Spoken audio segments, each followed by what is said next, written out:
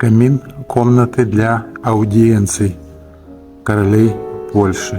Но тут почему-то только один камин.